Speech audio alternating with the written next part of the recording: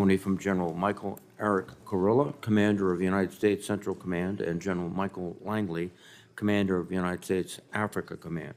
Thank you both for your service, and I am grateful to the men and women serving under your commands, and please convey that to them. The CENTCOM area of responsibility has always been fraught with complexity, but I'm concerned that we face a uniquely dangerous moment. With Israel and Hamas engaged in a violent conflict in Gaza, Iran is seeking to exploit the chaos as an opportunity to force the United States out of the region. Iran appears to have calculated that the best strategy to achieve this is by directing its proxy forces to attack American, Israeli, and allied interests in the Middle East. To date, the Iranian-linked Houthi rebels in Yemen have launched more than 50 drone and missile attacks against U.S. and international vessels in the Red Sea, including a strike yesterday on a Liberian commercial ship that killed 3 innocent civilians. The Houthis have disrupted nearly 15% of global commercial trade, driving up cost and inflation around the world.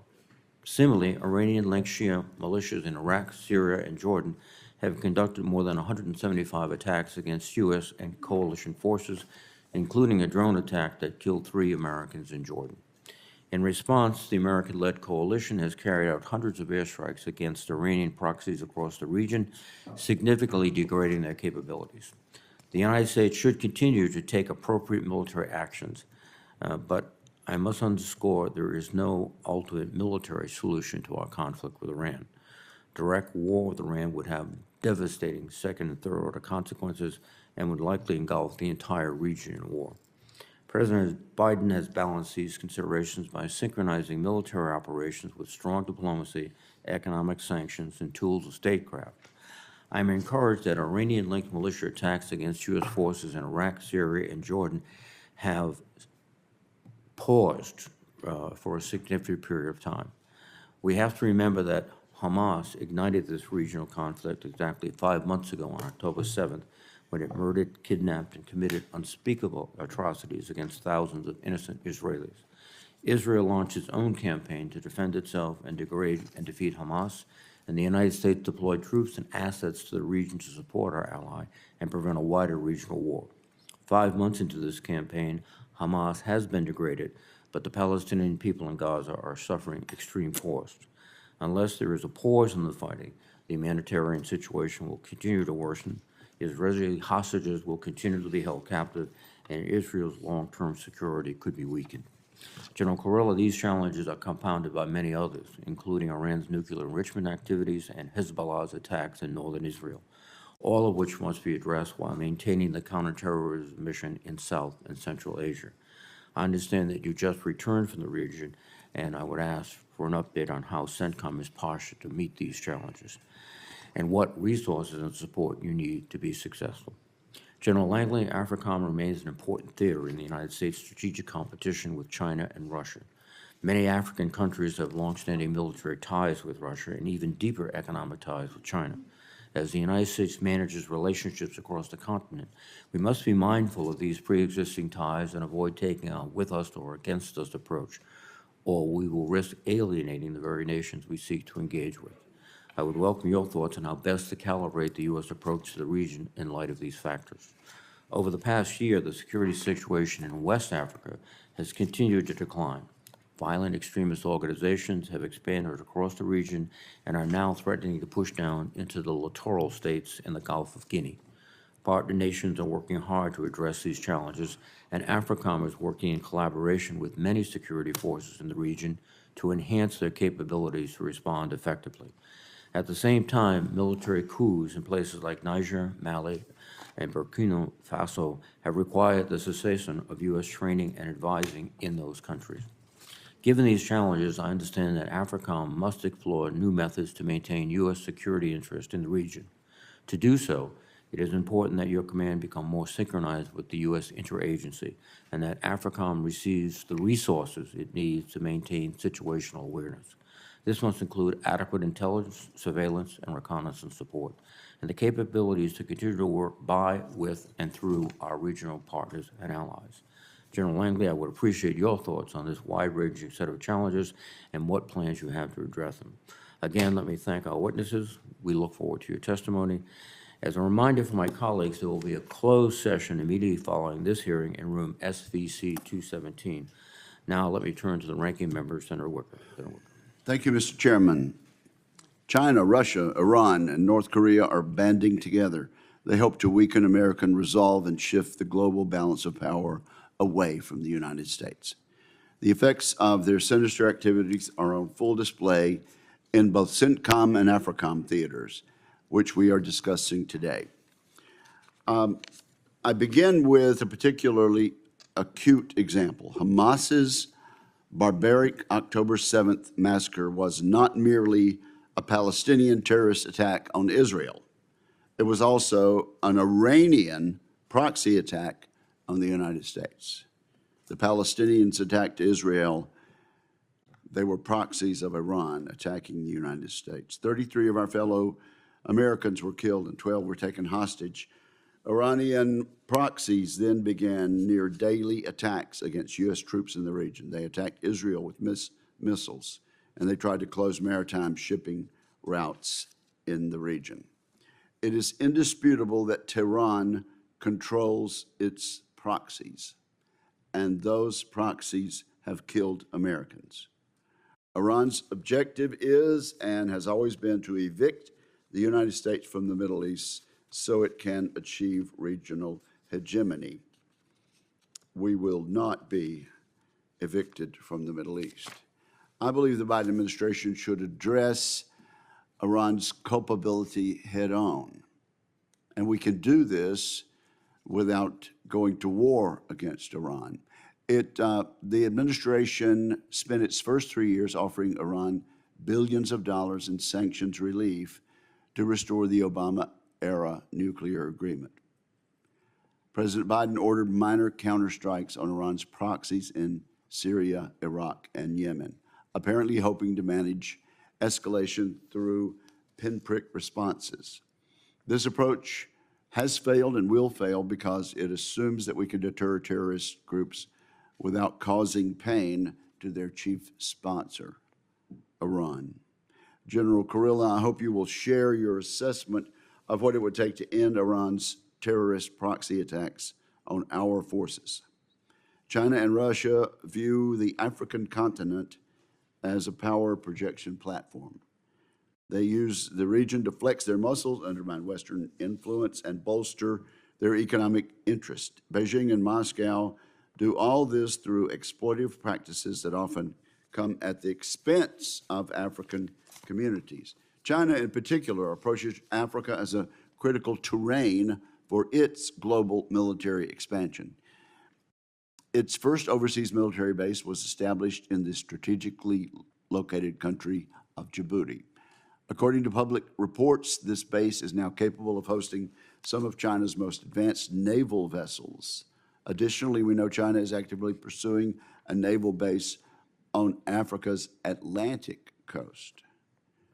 General Langley has said this would, quote, change the whole calculus of the geostrategic campaign plans of protecting our homeland. General Langley, I hope you will tell the committee what is being done to address this disturbing development. Russia's destabilizing activity in Africa is to trade security assistance for access to African natural resources. Putin does this by spreading disinformation and propaganda to sow unrest, prop up sympathetic regimes, and undermine support for Western engagement on the continent. We cannot lose sight of the continued threat Al-Qaeda and ISIS pose in Africa. Political instability and weak security institutions have allowed these groups to expand territorial control. We must maintain sufficient force posture and resourcing in Africa to support our national interests there. At the same time, we must develop more effective non-defense tools in Africa. These would include our ability to use private sector financing in non-development contexts through DoD's Office of Strategic Capital. The world has changed drastically since the publication of the National Defense Strategy. This is particularly true in the Middle East, but the strategy that drives our investments and force posture in both these command theaters must reflect those changes. Thank you, Mr. Chairman. Thank you very much, Senator Wicker. General Kurilla, please.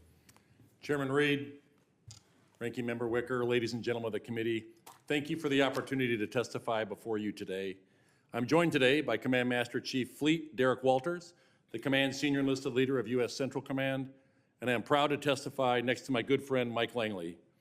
On behalf of the soldiers, sailors, airmen, Marines, Coast Guardsmen, and Guardians who serve this command in our nation, I welcome the opportunity to talk to you today. I just returned from my 27th trip to the Central Region. As I sat here just a year ago, the region was on the verge of improbable, unprecedented, and transformative progress. Today, the Central Region faces its most volatile security situation in the past half-century. This is not the same Central Region as last year. The events of 7 October not only permanently changed Israel and Gaza, it created the conditions for malign actors to sow instability throughout the region and beyond. Iran exploited what they saw as a once-in-a-generation opportunity to reshape the Middle East to their advantage. Iran has worked for decades to strategically encircle the region with its proxies, and in the past 6 months, we have seen every proxy in the Iranian threat network operationalized in Iraq, Syria, Lebanon, Gaza, the West Bank, and Yemen. Iran's expansive network of proxies is equipped with advanced, sophisticated weaponry and threatens some of the most vital terrain in the world with global and U.S. implications. Houthi attacks on international shipping and an Iranian-aligned militia attacks on our forces in Iraq and Syria are a direct result of an Iranian threat that has been incrementally spreading. However, Iran knows that its decade-long vision cannot be realized if countries in the region continue to expand integration with each other and deepen their partnership with the United States. Violent extremist organizations have also seized on this opportunity. ISIS surged their attacks in Iraq and Syria earlier this year, and the risk of an attack emanating from Afghanistan is increasing. ISIS Khorasan retains the capability and will to attack U.S. and Western interests abroad in as little as 6 months and with little to no warning. Strategic competition has also continued to evolve across the region. China and Russia are quick to capitalize on destabilizing influences. They have shown meager interest or capability to reduce regional tensions, but rather they have increased their efforts to pressurize regional partners across all elements of national power.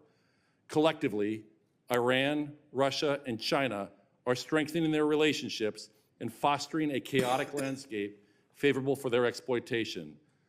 Iran continues to sell 90% of its oil to China, funding Tehran's subversive activities across the region, and Iran has developed a full-scale production pipeline for supplying weapons to Russia, fueling their war on Ukraine. The ramifications of this partnership have global implications. The convergence of crisis and competition makes CENTCOM the area of responsibility the most likely region to produce threats against the U.S. homeland, trigger a regional conflict, and derail the national defense strategy. The CENTCOM region also remains critical to the world's energy supply and remains essential for the flow of global commerce. But CENTCOM provides strategic depth to our defense of the homeland, and American security and prosperity are at risk if we cede this space to Iran, terrorism, and China. The stable future envisioned by our national security strategy and shared by our partners supports broader U.S. national interests and is worth striving for. Our partners in the Levant, Arabian Gulf, and Central and South Asia are committed to advancing the region, and the United States remains the partner of choice for now. The degree of U.S. investment in the Central region will be decisive in shaping this future. Our years of a continuous engagement throughout the region serve as the foundation for this investment. U.S. Central Command's strategic approach of people, partners, and innovation reinforces the vision of an integrated Central region and supports the whole-of-government effort to secure our regional and global interests. Our people are the bedrock of everything we do. We are laser-focused on optimizing their talents and highlighting their character and competence to our partners. Our strategic advantage remains our strong military-to-military partnerships, while our adversaries and competitors rely on parasitic transactional relationships. We also innovate with our partners and are developing approaches, concepts, and technologies to address the threats we face, protecting our forces and creating strategic depth in our force posture. These efforts have saved lives. We are clear-eyed about the task before us. The shockwaves of the past year continue to reverberate globally, and our service members are standing the watch side by side with our regional partners right now. They operate in harm's way every day, whether at a small outpost in Syria fighting ISIS or on a destroyer knocking down a barrage of ballistic and cruise missiles fired by Iranian-backed Houthis, and they do so with honor and courage. 5 of our teammates gave the last full measure of devotion as they lived out the oath we swear and the freedoms we cherish. They represent the very best of us, and it is the honor of my professional life to serve as their commander, and I look forward to your questions. Thank you very much, General Kurilla. General Langley, please. Chairman Reed, Ranking Member Wicker, distinguished committee members. It's an honor to appear before you today representing the outstanding service members, civilians, and families of the United States Africa Command. I'm proud to testify with my good friend, General Kurilla, the Commander of the United States Central Command. Now today, I'm also joined by my USAID advisor, Ms. Mara Berry Boyle, and also my State Department Foreign Advisor, Mr. Phil Nelson. They represent AFRICOM's whole of government team and integrated approach to Africa. In the last year, thanks to your authorities, resourcing and support, AFRICOM's all-star team responded to numerous crises and conflicts across the continent. They performed flawlessly, and I'm honored and proud to serve among them. Today's global events, ranging from Russian Federation's war in the Ukraine to the Houthi attacks in the Red Sea, directly impact the lives of millions of Africans. Terrorism, poverty, food insecurity, climate change, and mass migration shatter African lives. These factors sow the seeds of violent extremism and Russian exploitation across entire regions of the continent. AFRICOM's campaign revolves around central themes of ensuring strategic access, countering threats to the homeland and U.S. interests, preparing for and responding to crisis, and lastly, bolstering our allies and partners. This campaign places our African partners at the center, achieving positive change by executing African-led and U.S.-enabled operations focused on our shared objectives. In today's dynamic environment, our whole of government partners require appropriate resourcing. I strongly advocate for our State Department and USAID partners to receive the resources they need to guarantee our combined success.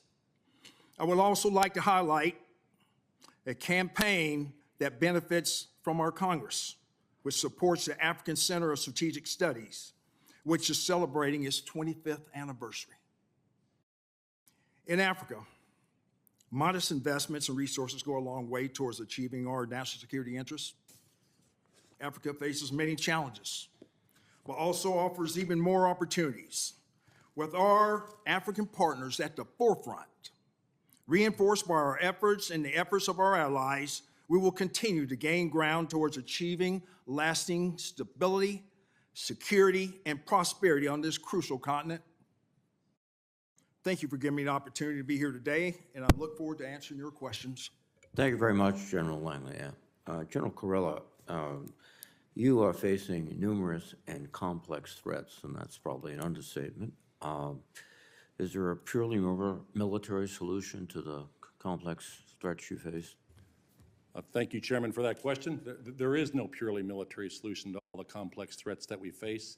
We need not only a whole of government, all the instruments of national power between diplomatic, informational, military, and economic. We need an international solution to a lot of the problems that we're seeing in the Middle East. Thank you. And how are you trying to integrate these efforts? I know you were just in the region. I know personally you're engaging. What are you doing to get the whole team on the field?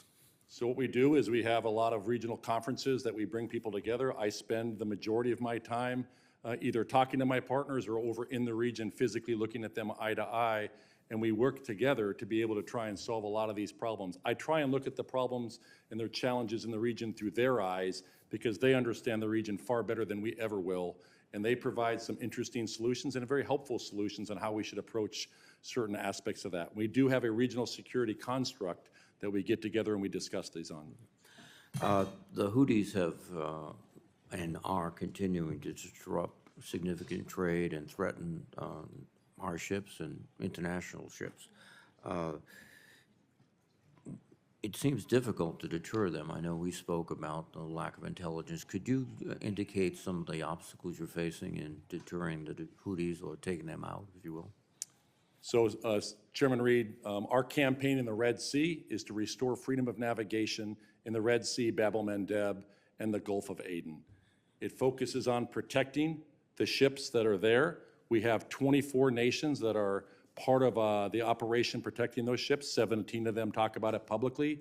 And then we also want to degrade the Houthis' offensive capability, anti-ship ballistic missiles, anti-ship cruise missiles, and the myriad of other systems that they are using, all provided by Iran.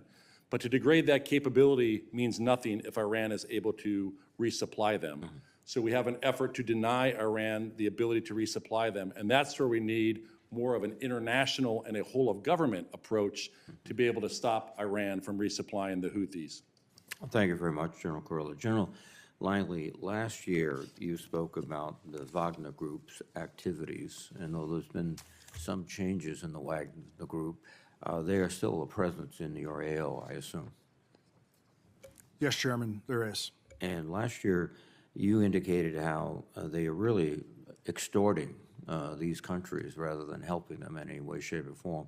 The question arises, what are we doing in terms of information campaign to try to inform governments and the people of the dangers that these groups, not just Wagner groups, but other entities are posing? Chairman, thanks for that question, because I would say the Russian Federation's narrative drowned out the U.S. government's in the past years. They were accelerant. The Russian Federation, not just through Wagner, stoked a lot of the instability across the Sahel. They did this through misinformation, disinformation campaigns. So I see how we could double down in our efforts is through our own information campaign, but matched with our assurance efforts across the whole of government, just not building military and security capacity, but all the story needs to be told about the successes of USAID and State Department collectively in all of our operations, activities, and investments. And that requires additional resources, I presume. Yes, Chairman, it certainly does, especially in information operations. I also will presume that timely passage of the supplemental appropriation as well as the regular appropriations would be critically important to your command. Is that correct? Absolutely, Chairman, because, you know, as we're looking at the CR and during this period of the continuing resolution, we're at the cusp of canceling a number of operations activities and investments, and also my biggest capstone exercise in Morocco, African Lion, is going to have effects. Thank you. General Kurilla, passing the supplemental as well as the budget is critical to Central Command? It's absolutely critical. On the supplemental, Chairman, $2.4 billion, $531 million of which is for counter unmanned aerial system defense, the very systems that are shooting down a lot of these systems. It's for our command and control systems. It's for a lot of the modernization efforts that we need. Thank you very much. Senator Wicker, please. Thank you, Mr. Chairman, and I do appreciate the chair and the general pointing out the importance of passage of the supplemental. I would gently make this point about the regular appropriation bills. In the Senate, they were all reported by the Democratic chairman and the Republican ranking member for reasons not clear to many of us. The distinguished Democratic leader has chosen not to bring the bills up to the floor before the end of the fiscal year in regular order, and that's mystifying to me. There's no one else on the face of the earth that can bring an appropriation bill to the floor other than the Democratic leader. And I certainly share the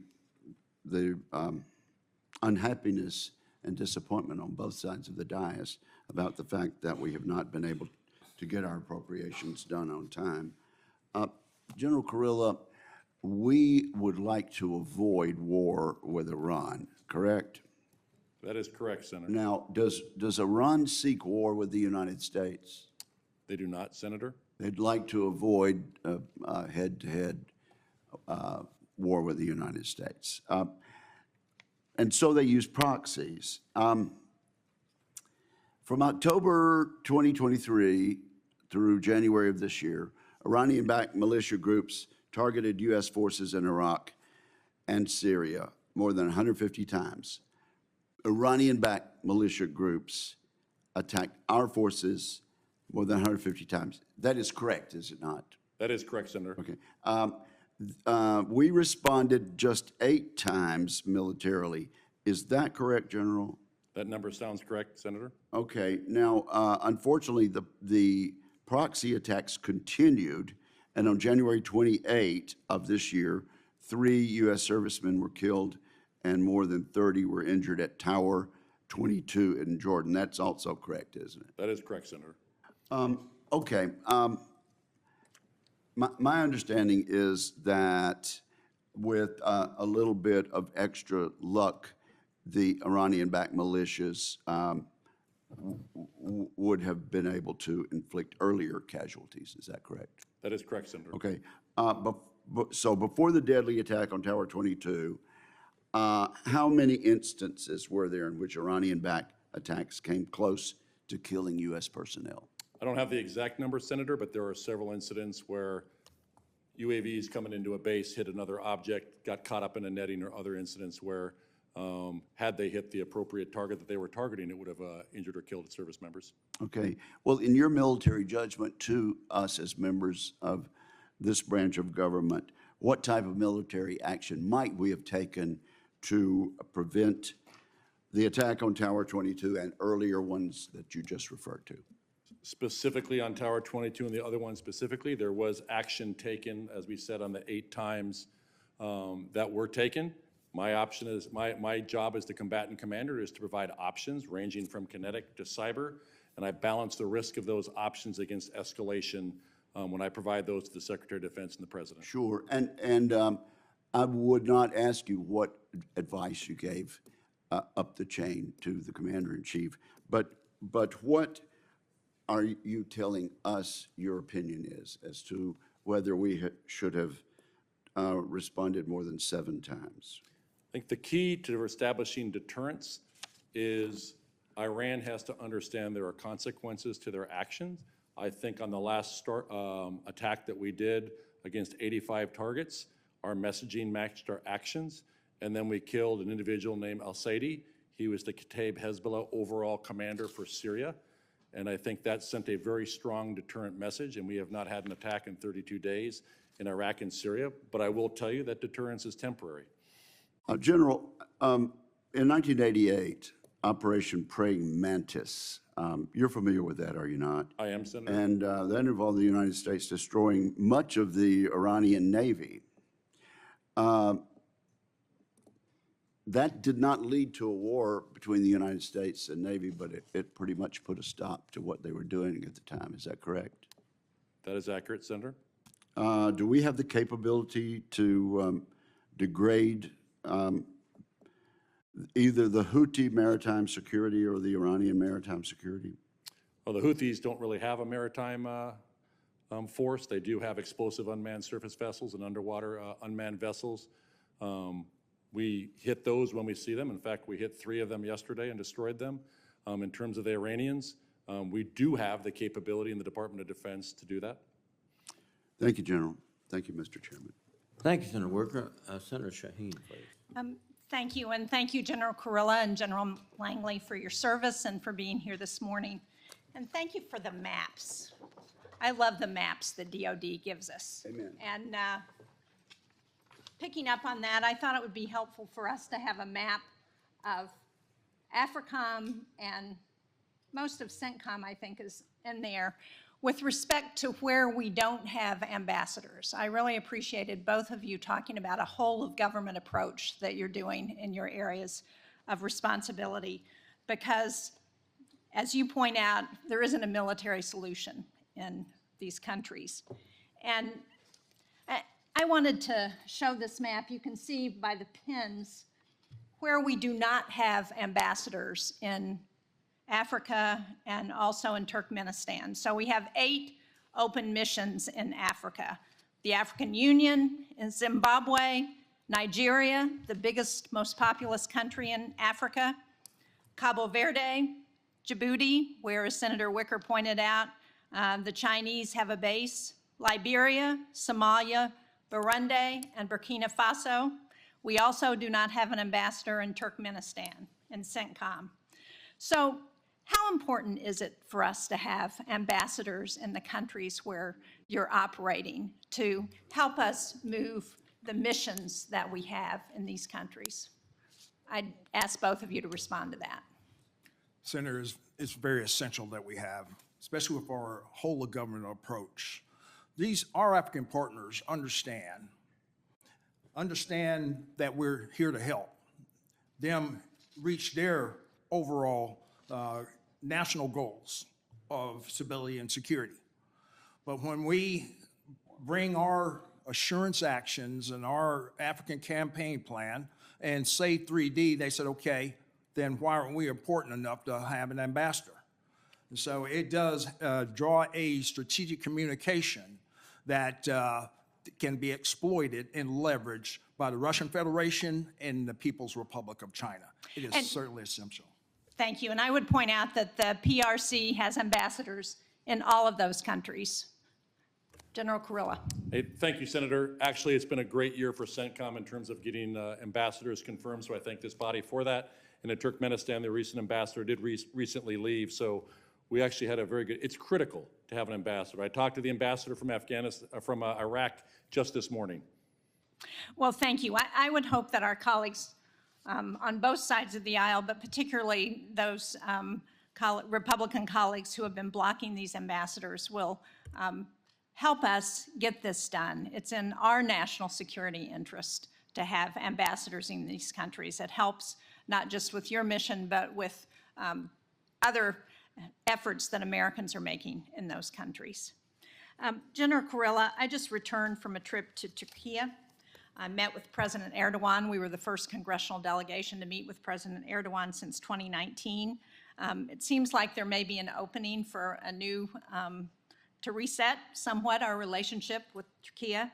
And one of the things we talked about was Syria and the potential for us to cooperate more going forward in Syria. And I recognize we have challenges in trying to do that. But as we look at the role that Iran and Russia are playing in Syria, it seems like that might be an opportunity for us. So can you talk about what we're doing currently to maintain military-to-military deconfliction relations with Turkey, and how we might benefit from more cooperation there? Thank you, Senator. I welcome the opportunity to collaborate more with Turkey. As you know, that's part of the EUCOM Combatant Command, but we are in Turkey, or sorry, we are in Syria for the enduring defeat of ISIS, and that is the whole reason that we're inside of there. And what I do look forward to is the ability to cooperate with Turkey in a more wholesome manner going forward on that. Well, thank you. And what's CENTCOM doing to try and ensure the repatriation of ISIS fighters who are a real threat in that region? Senator, last week I was in Syria. I was at the Al Hol IDP camp, and I was in the Al Roj IDP camp. We have been making quite good progress. I think almost 7,000 have been repatriated in 2023. When I was in there, what we try and do, the large population of those are Iraqi. We're trying to move those back into a place called Jeddah 1. And it's the throughput there before they go back into the communities There's been other countries that have done a tremendous job on repatriating their people. Kyrgyzstan is one of them. And we've gone from a high of 70,000 in Al Hol camp, we're down to 43,000 Great. right now. So we are making progress. We'd like to make faster progress. The other thing is bristly the ISIS army in detention. Over 9,000 detainees across 27 different detention facilities in Syria. We need to repatriate those detainees for either to face prosecution or reintegration, rehabilitation back into their societies. Well, thank you. Thank you both very much. Thank you, Senator Fisher. Excuse me, Senator Sheen. Senator Fisher, please. Thank you, Mr. Chairman, and thank you both for being here today. General Kurilla, in your written testimony, you stated that, quote, despite gains in the counter-VEO fight, various groups in the central region retain the capability and will to target U.S. interests abroad in under 6 months with little or no warning, end quote. I remain deeply concerned about our ability to conduct over-the-horizon counterterrorism operations in Afghanistan. We've conducted only one strike against a target in Afghanistan since that withdrawal. We don't have reliable partners on the ground or basing agreements with neighboring countries, and we rely on Pakistan for access to Afghan airspace. Despite these challenges, your mission of preventing ISIS-K or other terrorist groups from successfully conducting another large-scale attack on the United States or our partners remains an integral part of our national defense strategy. So, General, in your written testimony, you also stated that, quote, the reprioritization of intelligence, surveillance, and reconnaissance targeting expertise and linguists creates gaps and seams in our ability to detect and disrupt plots, increasing freedom of movement for VEOs to plan a strike against the homeland, end quote. And that, quote, this could be partially mitigated by additional and alternative ISR assets and cooperation with our Central and South Asian partners. Have you requested any additional or alternative ISR assets from your chain of command that have not been provided? Senator, I've made the assessment of what are required to accomplish all of these missions, and I've passed it up to the chain of command. Have you been provided those assets? I don't think any combatant commander has all of the assets that they have. As you look at the Secretary has to balance this globally across all the combatant commands. We have received some, and there's some that I've asked for that I have not received. Have you been able to do an analysis when you do not receive those assets on negative impacts that has had on any of your forces or strategic plans? So, Senator, what I do is I term if I don't get these resources, we measure that in terms of risk. We look at the consequence of an action happening should we not get that resource and the probability of that action happening based on that. And we look at that across all the different resource and missions that we have. I would hope that you would make use of your unfunded priorities list in the future so that Congress has a better idea of what you need and what we need to do in order to provide you with the resources that you and your men and women need. I look forward to doing that, Senator. Thank you, sir. Also, would you, can you tell us if a mix of kinetic and directed energy weapons in CENTCOM would provide you with better options to defend against the Houthis attacks that Senator Reid was talking about and asked you about that we're seeing in the Red Sea? So we do want to get. Senator King and I love this. So we do want to get, it's a layered defense, and whether that's on a ship or it's on a base. We do have directed energy, the Army's transformation and contact forward. They've sent us some directed energy mobile short-range air defense that we are experimenting with right now over in the Middle East. I would love to have the Navy produce more directed energy that can shoot down a drone so I don't have to use an expensive missile to shoot it down. But what's worse than not having that expensive missile shoot it down is hitting that $2 billion ship with 300 sailors on it. Agree. I hope that we can see some some further usage of those developmental systems that are out there. But as you said, your first and most important priority is to protect the men and women that are serving this country. So thank you, sir. Also, how is CENTCOM supporting the Israeli military as it seeks to root out Hamas? Are you, and in conjunction with that, working with Israelis, are you also working to continue to develop partnerships with our Arab allies, friends, neighbors as well? So that is one of the biggest things that we work, and I'll tell you, up until October 7th, we were on a trajectory that we had not seen any time in the past, and that was in developing these relationships with our Arab partners and also with our Israeli partners there. Okay. Thank you, sir. Thank you very much, Senator Fisher. Senator Manchin, please. Thank you, Mr. Chairman, and thank you all for your service. I appreciate it very much. General Langley, if I could on this, I hope you've been made aware of the, I think it's just been brought out in the case of West Virginia National Guard has announced yesterday a new state partnership with Gabon. I don't know if that's been brought to your attention or not. Yes, Senator. Okay. I'm biased, but I confirm that National Guard of West Virginia specifically asked to take on the partnership, given their close relationship that they built with Qatar and Peru. We've been working there very strategically.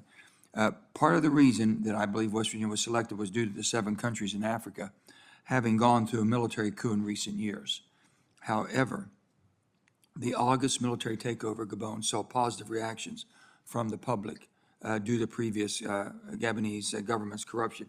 So how productive have your previous engagements with Gabon been, and how do you plan to use the new partnership to expand the relationship, or how will the West Virginia National Guard fall into that? Thanks for that question, Senator, because I will tell you that the state partnership program writ large is something that's unrivaled. When I say it's unrivaled, because this is not offered by the People's Republic of China, nor is it rivaled by the Russian Federation. So a continuance to engage through this authority is going to be able to assist Gabon into increasing their partnership and capacity. We're going to operate within the imposition of 7008 sanctions because there was a coup, but I think there's enough notwithstanding authorities to increase their overall capacity in their security construct and also get them back on the road to democracy. Does the military have, does their military that's taken over, the coup was done by the military, do they still have control and they running the country? Yes, they do. And General Gandimi says that he is laying out a plan. State Department, our African Bureau, Assistant Secretary Fee is going to ensure that they lay out the benchmarks that will be acceptable to the U.S. government for them getting back to that end state. General Kurilla, if I may, Iran continues to fund their terrorist organizations and all their allies that they've been working with. And they've killed U.S. troops. They're backing more recent destabilization activities with Hamas, and it goes on and on. Despite a state sponsor of terror, they continue to evade sanctions. How knowledgeable have we been at the ghost ships and turned a blind eye to that? Senator, that is actually Department of Justice and Treasury in terms of the ghost ships, but in a closed session, I can tell you what I know of the number and how they operate. Well, when we go into that session, I'd love to hear more about that. Alongside our partners and allies in the region, are you able to prevent Iranian vessels from selling sanctioned oil used to finance terrorism, or do you have to have approval from Justice to do that?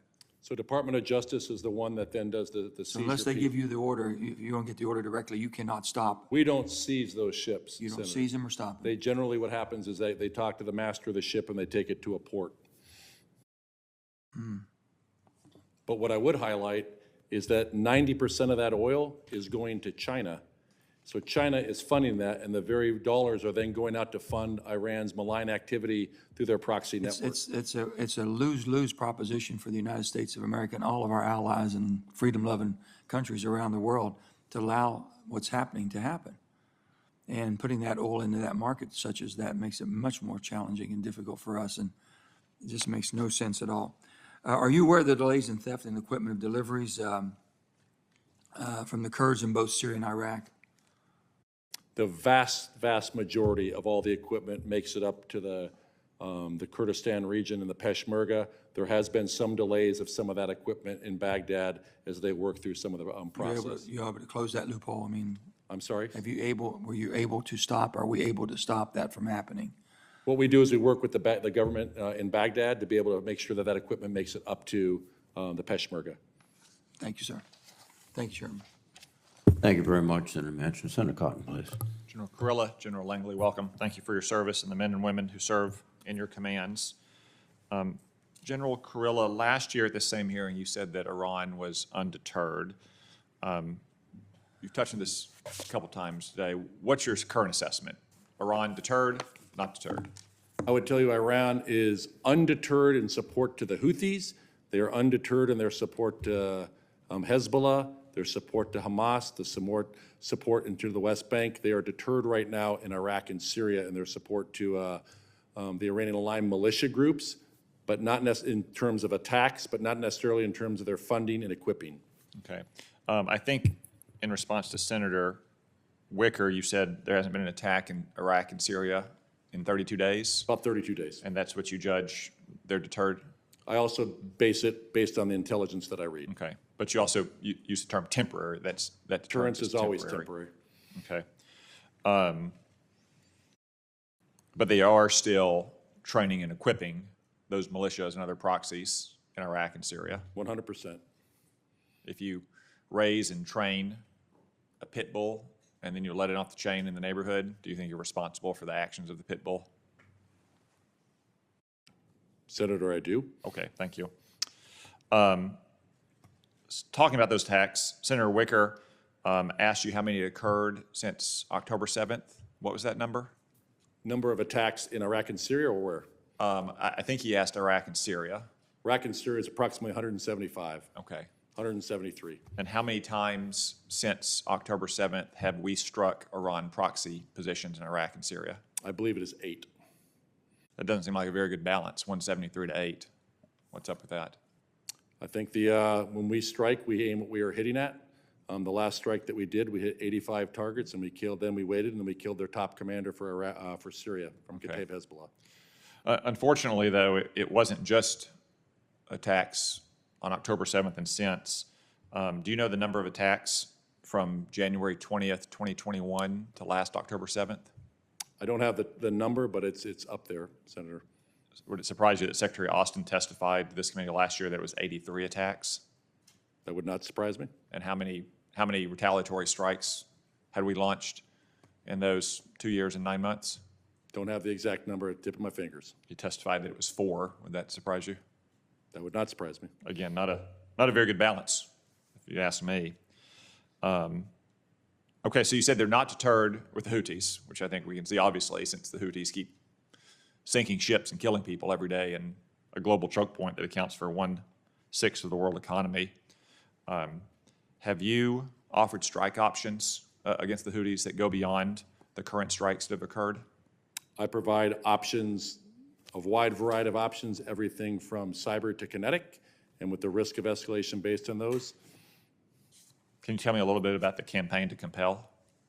The campaign to compel is one we wrote back in October, and that is to compel Iran to cease their support and attacks of their proxies, and it is to hold Iran accountable for those. Are you currently implementing that campaign? We are implementing portions of that campaign, but it requires a whole of government. There is no just big M military in our instruments of national power between diplomatic, information, military, and economic. Okay. You testified, or you stated that one of your priorities is limiting Iranian resupply of the Houthis. What about striking their indigenous manufacturing capabilities that Iran has built up substantially over the years? Where, internal to Iran? No, in Yemen. Yemen is making a lot of its own drones and Absolutely, Senator. And I can talk to you in a closed session some of the challenges with that. those are fixed sites, aren't they? They are, if you know where they are. Okay. Do you think it was a good idea to remove the Houthis from the foreign terrorist organization list in February 2021? That was a policy decision, Senator. Do you think that emboldened the Houthis or encouraged them to think they could get away with this kind of action? I'm not certain how much that changed their current action. Okay. They were recently designated a specially designated global terrorist organization, which is a pale simulacrum of being designated a foreign terrorist organization. That doesn't seem to have changed their calculus, does it? It does not. Thank you. One final follow-up on a statement you made earlier. You said, and this is close to a direct quote, that we could see attacks against U.S. or Western interests abroad with little to no warning in as little as 6 months. Are you speaking there about ISIS and al-Qaeda from Afghanistan? ISIS Khorasan specifically, and Okay. also out of Syria, which they are trying to vector into predominantly European countries. So ISIS out of either Afghanistan or Syria attacks against U.S. interests and Western interests abroad in as little as 6 months. Now, abroad can mean a lot of things. Abroad can mean, our embassy in Tajikistan. It could also mean Western Europe or North America. Can you be more Europe and specific? Eurasia. Okay. What is the timeline you foresee in which those terrorist organizations could launch an attack with little to no warning against the American We homeland? think is it a lot more difficult for them to be able to do that and requires substantially more resources. Okay. So 6 months anywhere across Eurasia and indeterminate time in North America. Yes. Thank you. Thank you, Senator Cotton. Senator Duckworth, please. Thank you, Mr. Chairman. I slid right in there, didn't I, Joe? You're right on time. Good morning, General Kurilla, General Langley. Thank you for appearing today. I have the honor of being a member of both the Senate Armed Services and the Senate Foreign Relations Committees. And because of this, I have a responsibility in ensuring strong interagency coordination to address pressing national security challenges. We continue to see increasing PRC investments in the CENTCOM and AFRICOM AORs that involve economic, diplomatic, and military activity. This poses a threat to our national security, requiring strategic coordination across the interagency.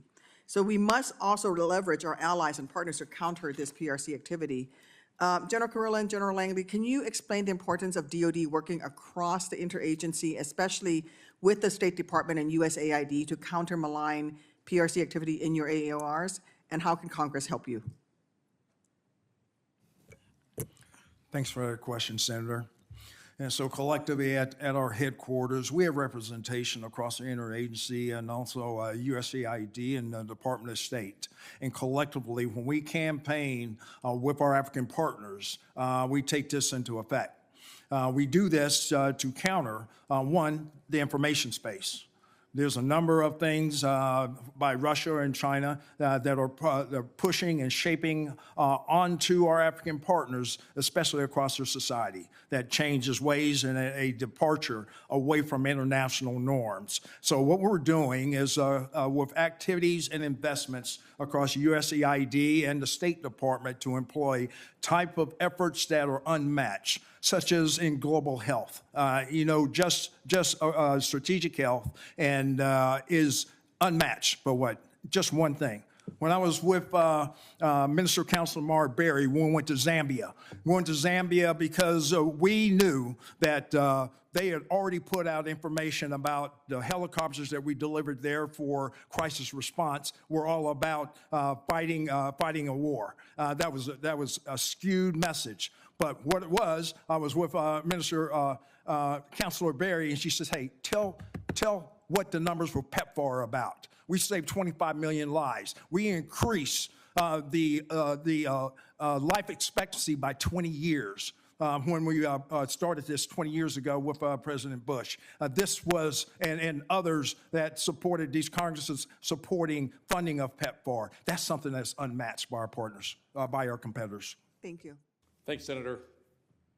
Very similar in that we also have interagency representation across all of CENTCOM, and really it takes a whole of government approach to solve all of the challenges we have in the region.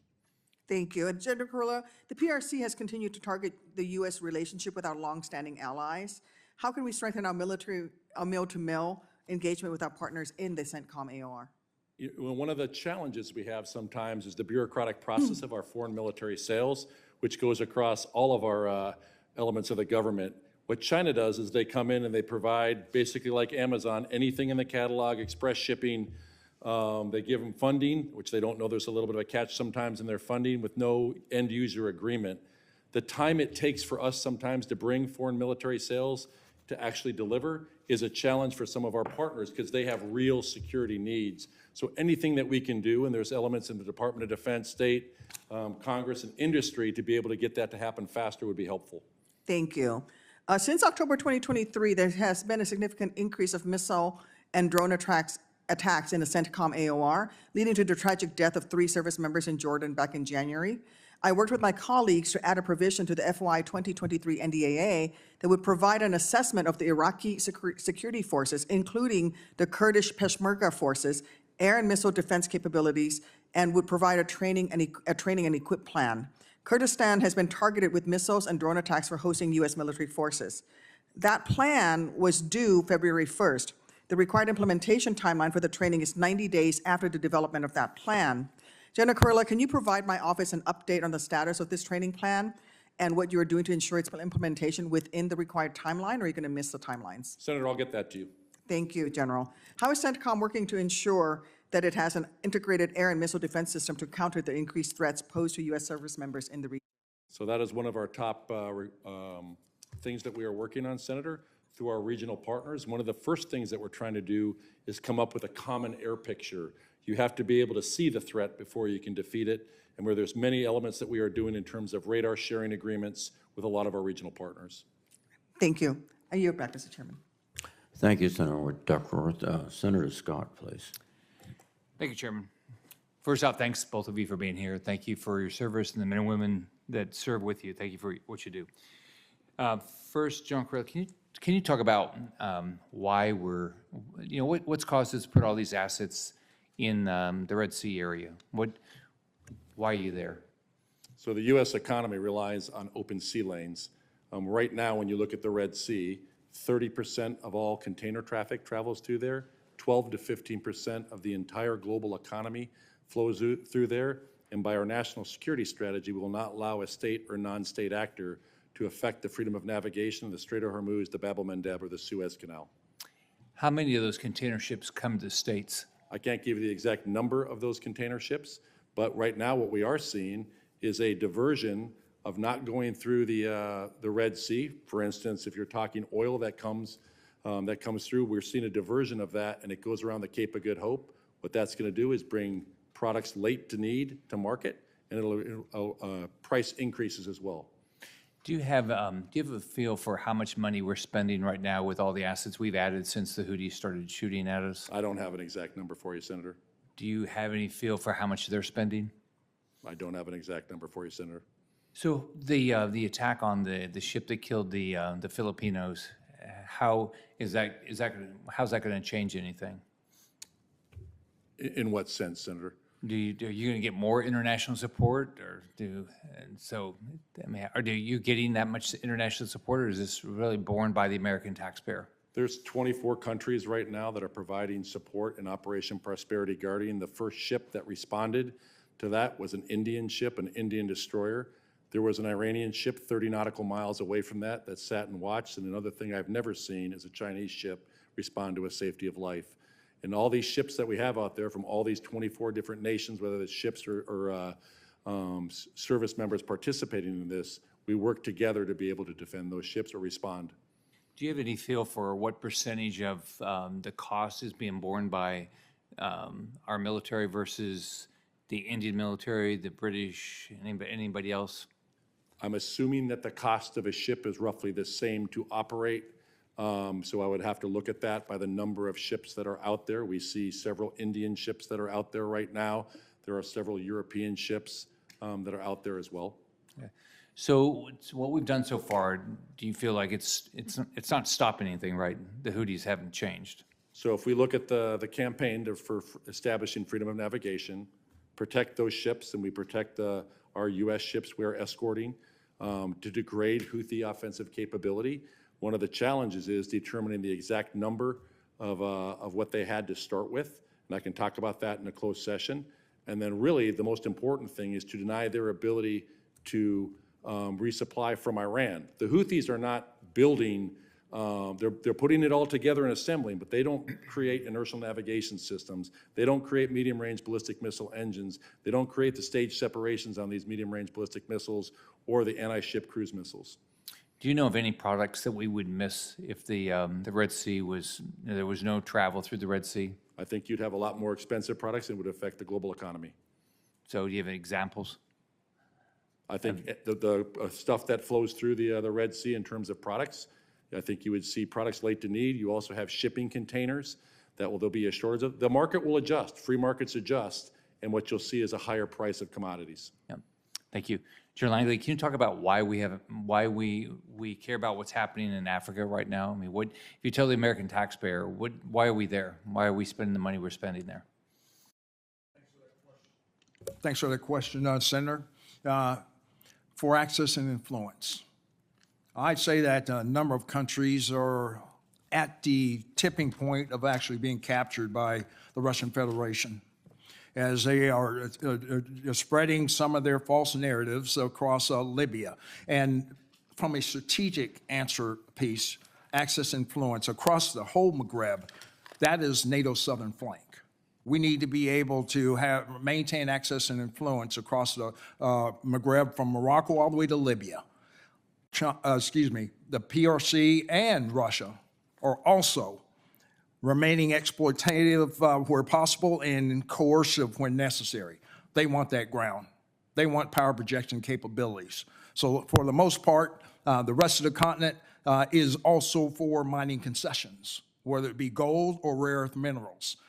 Both of them have a long-range plan, but I think at the accelerated pace, the Russian Federation is really trying to take over Central Africa as well as the Sahel. Thank both of you. Thanks. Senator Scott, Senator Blumenthal, please. Thank you, Mr. Chairman. Thank you both for your service and all the men and women who serve under your command. I recently visited the region, particularly our base in Jordan, the MSAB base, jointly manned by our Air Force and Armed Services and the Jordanians, and read also Tom Friedman's piece in the New York Times detailing his travels with you, General Kurilla, through Western Jordan and Syria. What I saw there and heard from our commanders was about the small, nimble Iranian drones, Shahed 101s, that were apparently used in the attack that killed 3 of our service people, and the potential for those small, cheap drones to swarm and to strike targets because of their number and because of the difficulty of detecting them. They fly low and they are slow. We have apparently a counter weapon called the Coyote, which has been produced apparently in limited numbers. I wonder if you could talk a little bit about the use of these small drones in that setting and elsewhere in the region where our forces and our allies' forces may be at risk because of those small, inexpensive Iranian drones like the Shaheds that are being shipped all over, and what we can do to counter that threat. Thanks, Senator. Appreciate that. That is one of the top threats because it is inexpensive. It's a precision-guided weapon. Iran produces some that can go over 2,000 kilometers with those weapon systems. The bigger concern is if you start talking about swarms. So we need to continue to invest in things like high-powered microwave to be able to counter a drone swarm that is coming at you. And in a classified setting, I can talk about some of the activities also that we can do against them. But when you look at things like the Coyote missile, has been very effective. I mean, nothing is 100%, and at some point, the law of statistics will come up to you. So you have to have a layered defense. And they are, certain systems cost more than others. What we want to get to also is directed energy, where it costs $1 or $2 a round. We do have those right now in the Middle East that the Army has provided us. And what we're going to do is they're transforming in contact and be able to provide that feedback back to them of what's working well. What I asked the Chief of the Army is, don't give me something to replace it, give me something to augment, and I'll tell you how it works, because it's a pretty rough and harsh environment to operate there. Do you think that there are sufficient countermeasures underway right now, or should we be focusing more resources to develop? So one of the things I would ask is to pass the supplemental, because I have $531 million in counter UAS technology that I need to get forward into the theater that will save lives. And There is the technology, there are things out there. We have to continue to experiment. We're experimenting right now with a system that actually can go after both UAVs and land attack cruise missiles, because it can go 300 knots. But if you go out there and you decide not to engage, you can bring it back and have it land. What we have to get better at is the cost curve on that to get those systems to be less expensive. in response to some of my colleagues' questions about Iranian oil, you've rightly observed that it's not simply or solely a military problem. Obviously, a lot of it is sold to China, so it's an export control or sanctions issue. But at the same time, this regime employs a fleet of rogue vessels that use a myriad of evasive technologies. And those practices include, for example, turning off GPS trackers before docking in Iran, at-sea transfers of oil between tankers, repainting vessels mid-journey, labeling oil as different types of fuels. I think that clamping down on these practices to intercept the shipments requires investment of American military resources. Correct me if I'm wrong. Do you think we've invested enough? So right now, we do not do any of the seizure of any of that oil. It's generally done by the Department of Justice and Treasury, but Justice then usually contacts the master of that ship and tells that ship that they are carrying, if it's on a larger commercial ship, they tell them they're carrying sanctioned Iranian oil. But then there's this whole ghost fleet that you mentioned that is out there, and we can talk about that, I think, best in a closed session. And wouldn't our interceptions be more effective if it were more than just the Department of Justice? I work for the Department of Justice as a prosecutor. I have great faith in the lawyers there, but they're not military people. I don't know how much they understand the logistics or the force requirements. And Senator, if I was given that mission and the appropriate resources to accomplish it, I'm certain that we could accomplish the task given to us. Thank you. Thank you both again for your service. Thanks. Thank you, Senator Blumenthal. Senator Tuberville, please. Thank you. Good morning. How are you? Commander Langley, you stated that you seamlessly integrated CENTCOM regarding activity with Red Sea. What type of support are you giving them? And would you support an increase if the activity continued to increase? Senator, I can get more explicit in closed session, but I can tell you both myself and General Kurilla can always use more intelligence, surveillance, and reconnaissance assets. That's something that's in high demand globally with the challenges and the emergent threats across the globe. That's just one of the areas that would actually help us in protecting the force and also indications and warnings against attacks on America. Thank you. China's been investing in economic infrastructure developments in Africa since the 90s. What are the operational advantages that China has over our efforts in Africa, and what are we doing to help out on that?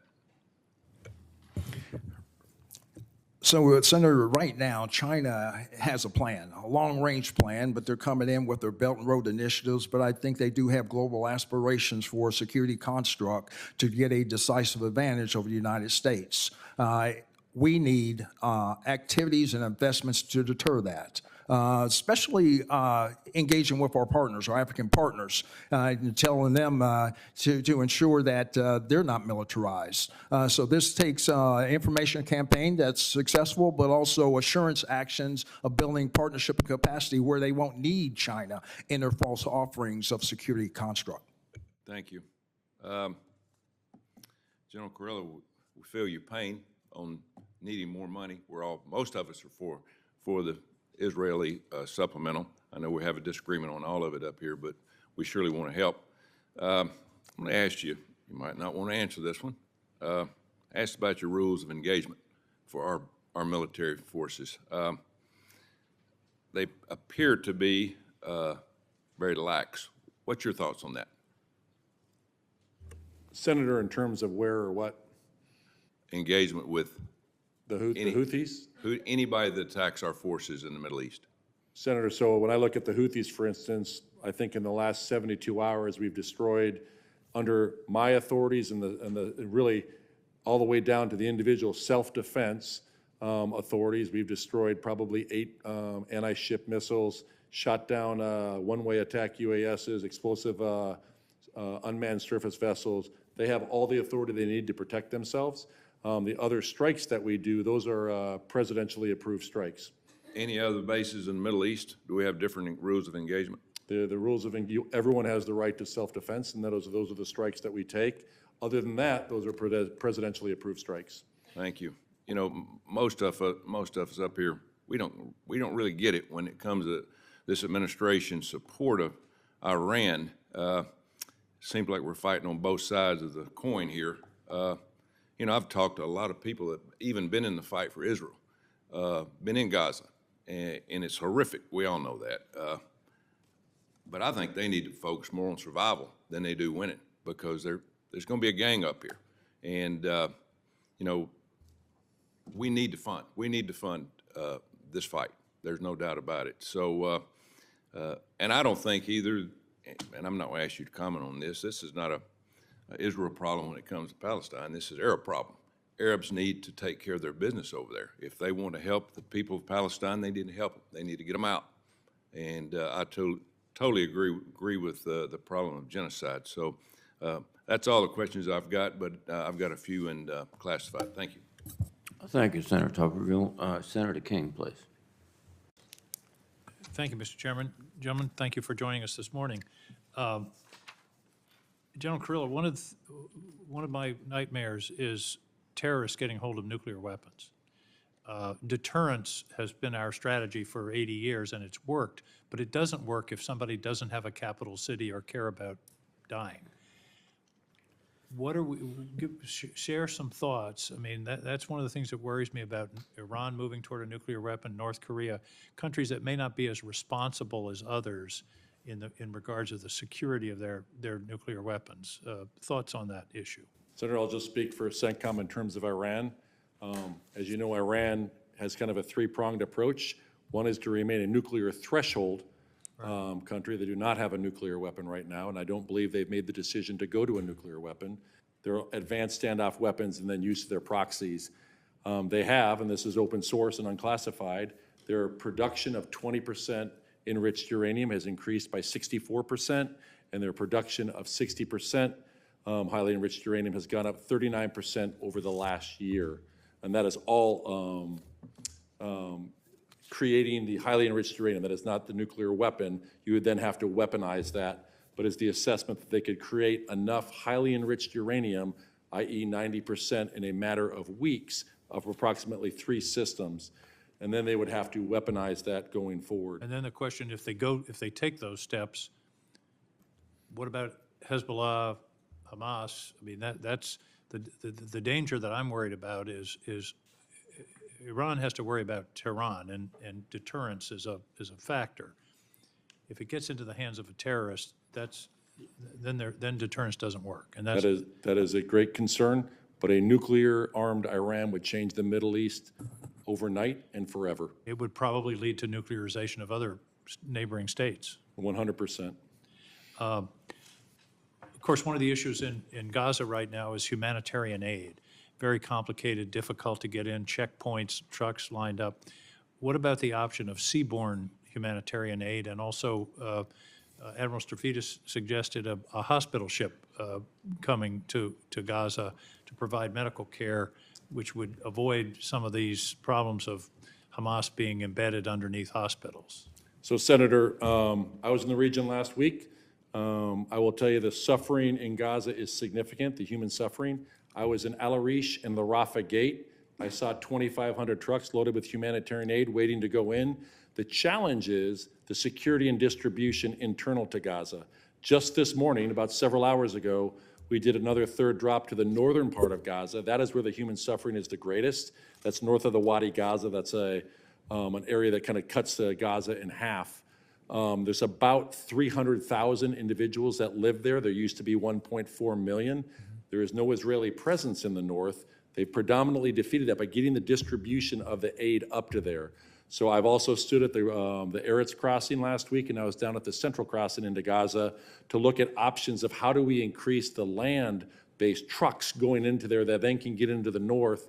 And then we have provided options of a maritime-based option to be able to bring humanitarian aid into Gaza as well. And a hospital ship would be an option? I mean, there are obviously many wounded if that is the direction. I know that there is hospital ship on the East Coast. If I was given that, I would figure out the best way to utilize that. Let's move to Yemen for a minute. I've been surprised, frankly, that once we identified that Yemen was firing these missiles into the Red Sea, that it's taken so long to disable them, and I understand they are continuing to make those kind of attacks. First question is, why has it taken so long? I thought we had fantastic intelligence and targeting ability. How come a small country like Yemen is still at it? So what I would tell you, the Houthis, while they are a tribal force up in the northwest of Yemen, they are fighting with the most advanced weapons that Iran has, and they are being provided by Iran. So we're basically fighting the Iranian weapons through the hands of the Houthis. In a closed session, I'll go into great detail the challenges right now internal to targeting inside of Yemen. Well, I think Senator Fisher mentioned this, but directed energy this is a place where directed energy would really pay off, because those missiles that we're firing to knock down their relatively inexpensive missiles are $2, $3, $4, $5 million a pop. Directed energy is about 50 cents. So I think that's something, I hope that there can be an acceleration of the development of that capacity. I'm 100% supportive of that, Senator. Thank you. When he's 100% supportive of something I suggest, that's a good time to stop. Thank you, Mr. General. Thank you, Senator King. Senator Warren, please. Thank you, Mr. Chairman. So the United States has put a number of rules in place to ensure that we don't inadvertently contribute to civilian casualties. But rules on the books are not enough. I want to make sure that these rules work and that our military leadership is putting the protection of civilians at the forefront. Defense Secretary Austin has said preventing civilian harm is, quote, a moral and strategic imperative. And during your confirmation hearing, General Kurilla, you agreed and you said you would work to improve those processes. And the DoD has taken an important step in that direction when it issued the Civilian Harm Mitigation and Response Instruction last December to provide guidance on how the department should prevent and respond to civilian harm. And I want to thank you for that. Among other things, the guidance directs the department to identify whether the partners and allies we provide weapons to will mitigate civilian harm. Now, General Kurilla, can we get an accurate picture of whether U.S. arms transfers contribute to civilian harm if we don't collect information about how these weapons are actually used? Yeah, so Senator, I am not involved in the advising of the ground operations. I understand that. I understand, but do you need information about how the weapons are used to figure out if the rules are effective? To be able to answer that last question, we would. Yes, all right. It would seem to me to be crucial, but the Government Accountability Office identified significant gaps in our oversight about how the weapons are used, particularly in Yemen. And in response, the Department of State established a civilian harm incidents response guidance to investigate, and it created an internal database to track reports of partner governments suspected of using U.S. weapons against civilians. And yet, the Department of Defense has not created a similar process or committed to work with the State Department on its efforts to get the information needed for civilian harm. So, General Kurilla, why is that? Why wouldn't DoD want the information on whether our partners are using U.S. weapons against civilian populations. I can't speak for why the Department of Defense does not have that, Senator. But I take it you'd like to see it? I think anytime we can do anything to do civilian harm mitigation. So once, as you mentioned, we stood up our own civilian harm mitigation response team. We have hired 9 of the 10 individuals And to I'm fill that. grateful for that. I'm just asking about getting the data. More data helps us make better decisions. Better data always does. I will tell you, it will be a difficult data to get, though. Okay, I understand that, but State Department is committed to that. I'd like to see DOD committed as well. Now, another tool that we have for preventing civilian harm is Leahy laws, which require DOD and state to vet foreign forces for any gross violations of human rights before providing U.S.-funded assistance. This vetting process is a cornerstone of our human rights policy and is supposed to ensure that we don't contribute to human rights abuses abroad. However, DOD seems to find ways around it, and I just want to take one example. General Langley, should the U.S. provide assistance to a military that is notorious for targeting civilians or that recently overthrew its democratically elected government? Senator, no. No, good. I like that answer. That's exactly right. And yet, the U.S. military's exercises last year and planned exercises for this year included Mali and Sudan, where that has occurred. DOD claimed that under the Leahy law, it does not need to vet foreign forces for human rights abuses when it engages in activities such as joint military exercises, because DOD does not technically categorize that help as assistance. Now, when Senator Cardin and I found out about this practice, we sent a letter to DOD raising our concerns, and I'm glad that DOD stopped its exercise plans in Mali and Sudan. But we need to proactively close this gap and protect civilians going forward. The protections that we have for civilians, both in the statute and in guidance, can't just be pieces of paper. They need to have a real impact. We need to strengthen our tools for preventing civilian harm, and I look forward to working with the committee and with you to do that. Thank you. Thank you, Mr. Chairman. Thank you, Senator Warren. Senator Peters, please. Thank you, Mr. Chairman. Gentlemen, welcome, and thank you for your service. General Langley, you briefly mentioned earlier the state's partnership program that the National Guard has and how they work with our global allies and partners to make sure we have stronger relationships between them.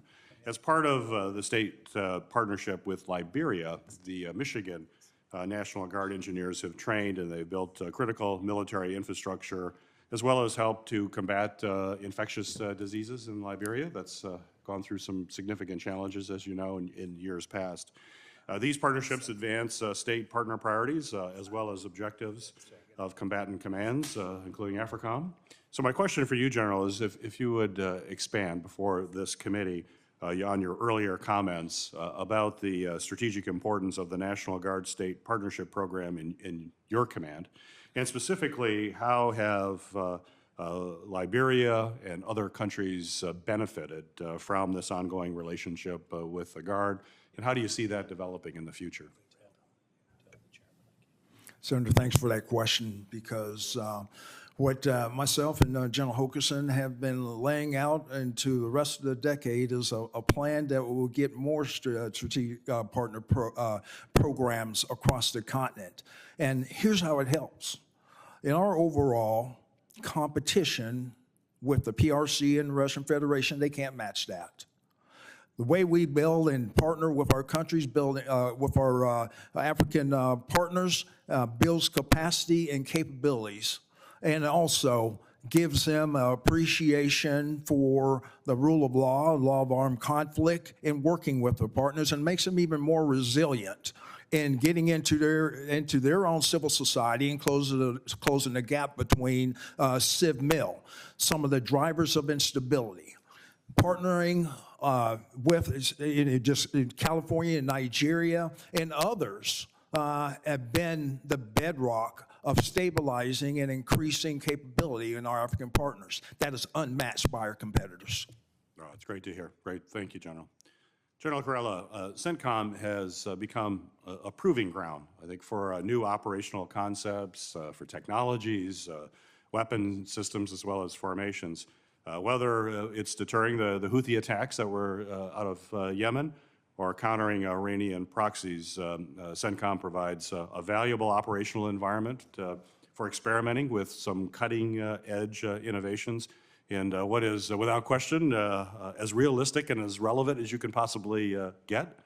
CENTCOM Task Forces 39, 59, and 99 are combining AI. They're combining that with unmanned systems, as well as some commercial technologies that clearly will give the DoD an edge in future conflicts. So my question for you, sir, is what lessons learned are you sharing with other combatant commands as they stand up similar task forces? And how are you helping to accelerate the adoption of these commercial technologies into the broader DoD mission? Thank you, Senator. Appreciate that. When I look at something like Task Force 39, what we're doing with robotic logistics, or what they're doing, they've just stood up a additive manufacturing 3D printing center in the CENTCOM AOR, and how we're going to then use that to distribute, so I don't have to do a logistical convoy to get parts out somewhere when I can actually build those parts right on site, and I don't have to wait for those parts to come. Or Task Force 59, which right now we have dozens of unmanned surface vessels out on the ocean right now, providing indications and warnings in real time back to our Maritime Operations Center to help feed that intelligence picture. What we can do in the central region sometimes might not, if you were to put some of the systems out in the middle of the South China Sea, they might not last very long right now, where we can put those out and be able to learn and experiment and then figure out how best to use them in all the combatant commands, and we do share our lessons learned. Great. Thank you, General. General Langley, African military leaders are enrolled, to my understanding, in as many as in many of China's 34 military officer academic institutions and their associated non-commissioned officer schools. In fact, I think the PALA annually educates roughly 2,000 African military leaders currently. And I'm certainly troubled by that and concerned that these training efforts are clearly part of PLA's broader efforts to have control or have significant influence in Africa. So my question for you is, how is AFRICOM establishing military academic partnerships with African nations to counter China's efforts in this area? Senator, thanks for that question, because that leads into my request for more international military and education training for our African partners. They treasure our values. They acknowledge and best practices of a civilian-led military. And what we offer in our value proposition is why they keep asking me for more seats. Morocco, I was there a few weeks ago and talked to their higher learning of their command and staff and top-level schools, and they said, we're replicating what you guys do in the United States, because they keep asking us for more seats, because the United States doesn't offer enough. That is also competing with the Russian Federation. They're beating us 12-1, Senator. Wow. So 12-1, and then all the statistics you just stated there in the PRC trying to get influence. They are trying to unseat us as a security answer of building capacity and capability to meet all the threats these African countries have to endure. Thank you. Thank you, Mr. Chairman. Thank you, Senator Peters. Senator Sullivan, please. Thank you, Mr. Chairman. General Kurilla, I want to go into our approach towards Iran in the region.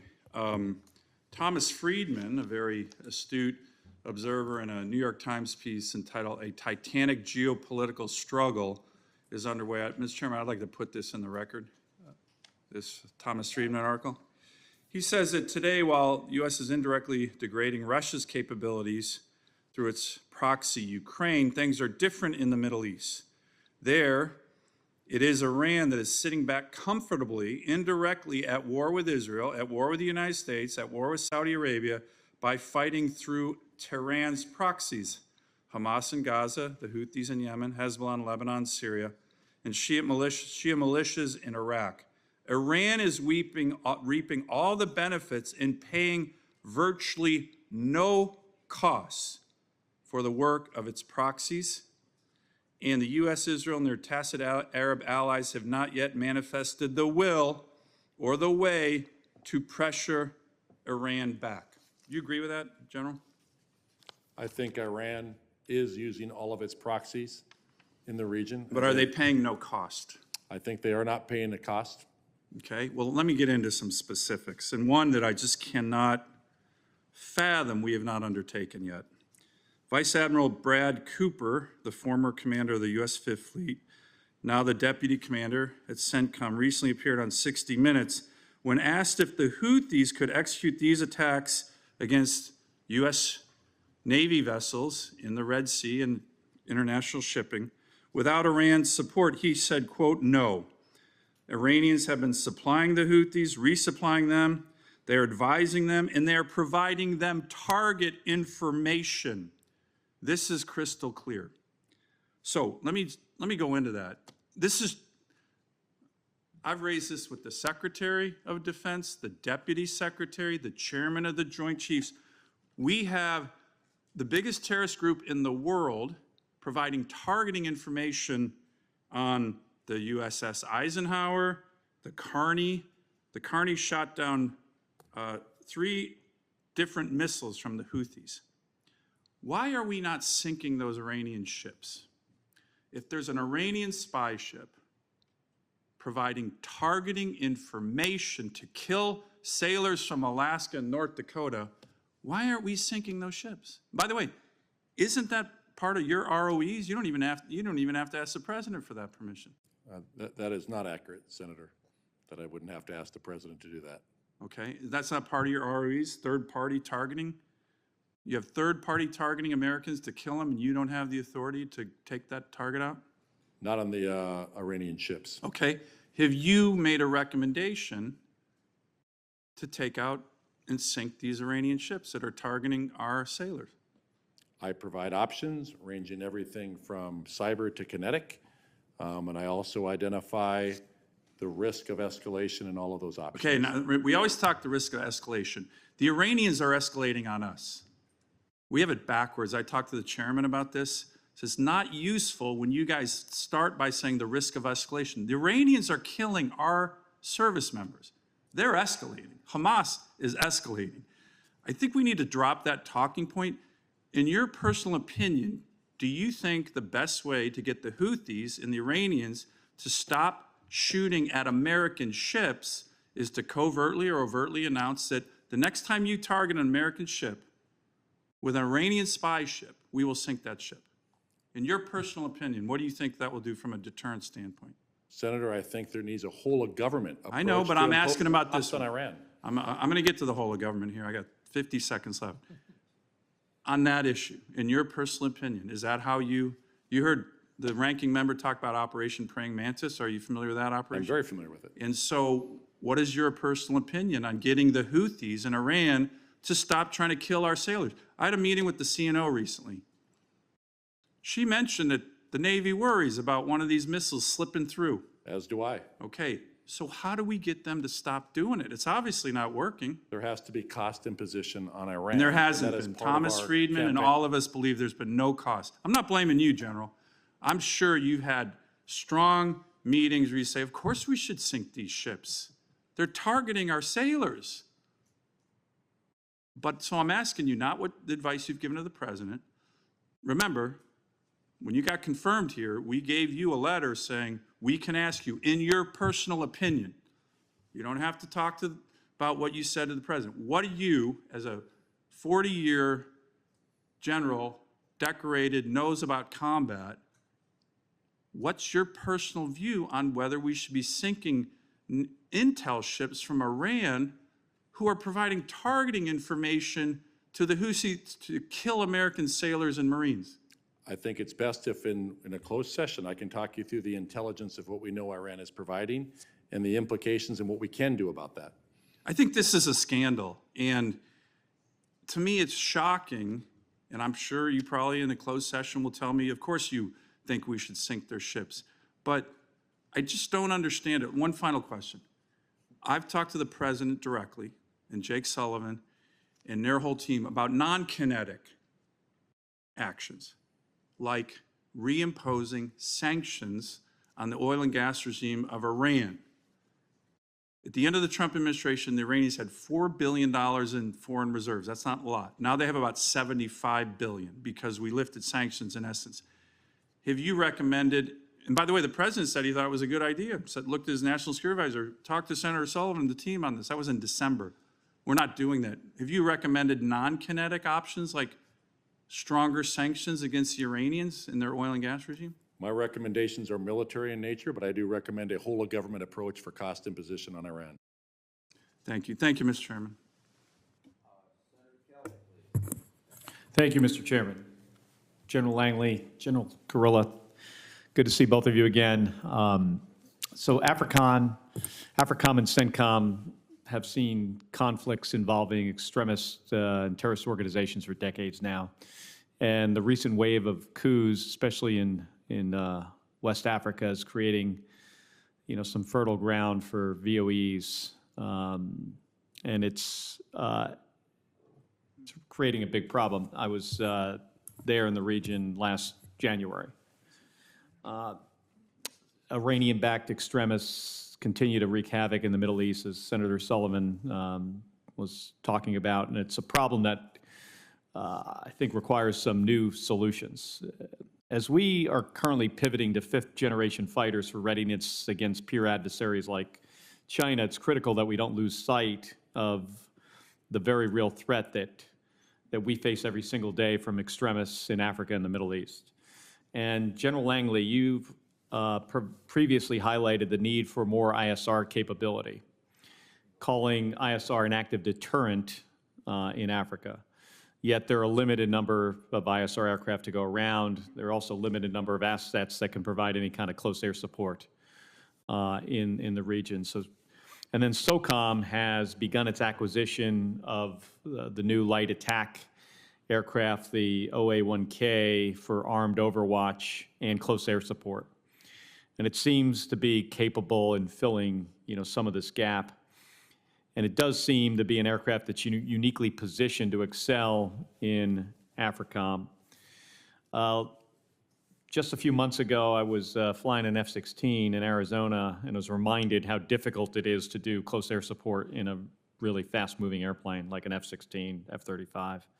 So can you talk a little bit about how platforms like Armed Overwatch can provide, some important capability against extremist groups? Yes, Senator. Because as I was saying that, in my statements that we need more capability and capacity, and especially in our positioning on the continent, and especially in the Sahel. Because I said we are at a tipping point, and there's modest investment for us to do the whole tasking for indications and warnings, especially with the metastasis, with the violent extremist groups, JNM and ISIS-Sahel, bordering towards the northern borders of the Gulf of Guinea countries. Any increased ISR and expanding my ability to give a persistent stare, if you will, Senator, is going to be helpful. What do you have now doing that mission? Right now, we just have a COCO, contractor-owned, contractor-operated ISR, and a B-350, which is actually COCO. So how many aircraft total? Right now, I would cover that with you in closed session, and as far as how many platforms we have. Do you feel what you have is enough? At this time, given this emergent threat, Senator, no, I don't. Okay. And General Kurilla, can you talk a little bit about the importance of an armed overwatch capability in CENTCOM? Yeah, anytime you can have armed overwatch overhead that also provides an ISR and an intelligence capability is beneficial. The only thing we have to watch for is the ability of the of air defense systems that could take that down because it is a slow mover. And do both of you think that the air tractor, the OA-1K, is appropriate for this mission? Certainly, I had to do a full assessment on it based on the threat that we have, because there are other characters in on this AOR, especially in the West. It depends on the region we would operate it with. I was in Jordan about 6 weeks ago, Saudi Arabia, Israel as well, but in Jordan, they had some of these on the flight line, not ours, but the Jordanian Air Force, and then they had a lot of stuff hanging on it. Is the king's daughter flies one of them. Oh, really? I did not know that. Yeah, and it's seemed like you could hang a lot of stuff on it, and it has a lot of, loiter time, and can fly at a pretty low altitude. Even, an airplane like that that's designed initially as a crop duster can fly around and turn really effectively, below 50 feet. So I was just looking at it. I haven't flown it either, but it seemed quite impressive, and for the kind of missions that you're involved in your AORs, it seems appropriate. Thank you, Mr. Chairman. Thank you, Senator Kelly. Senator Kramer, please.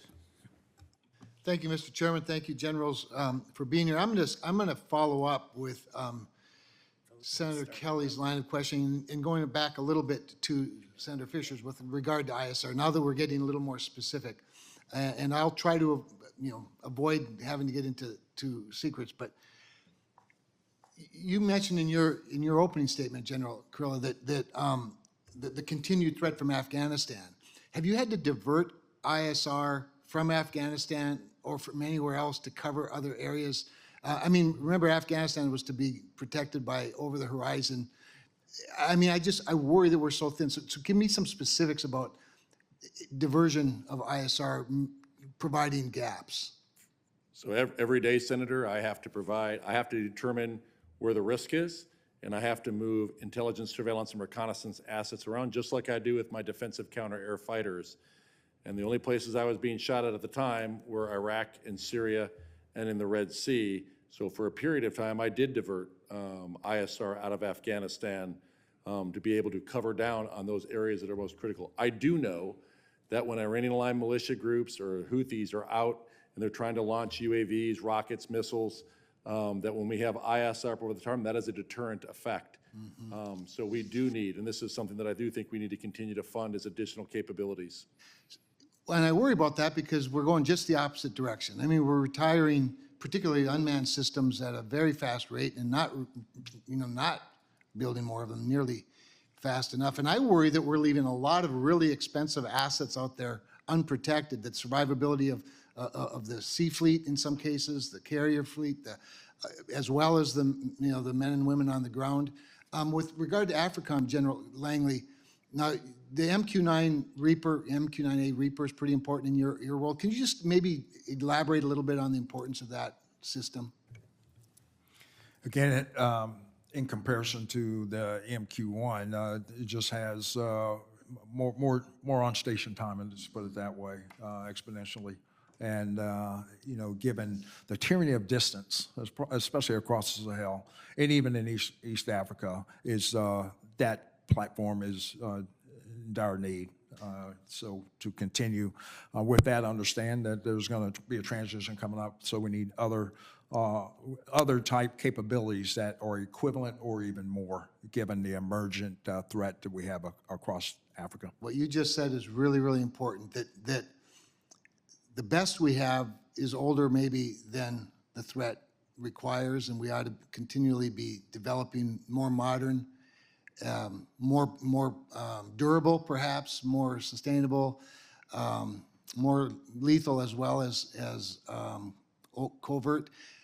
Maybe in the later session, we can talk more specifically about potential solutions to that. With that, that's all I have, Mr. Chairman. Thank you. Thank you very much, Senator Kramer. Senator Rosen, please. Well, thank you, Chairman Reed, for holding this hearing. I'd also like to thank General Kurilla and General Langley for testifying today, and always for your service to our country. Thank you. I want to talk a little bit about Iran and the long-term strategy to deter Iran, because our brave service members in the Central Command area of responsibility, well, they're facing drone and rocket attacks on a regular basis from both land and sea. Recently, 3 U.S. soldiers were killed, dozens more injured in attack against our troops in Jordan.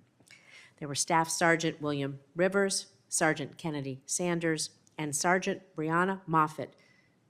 They all made the ultimate sacrifice for our nation, and their service will never be forgotten.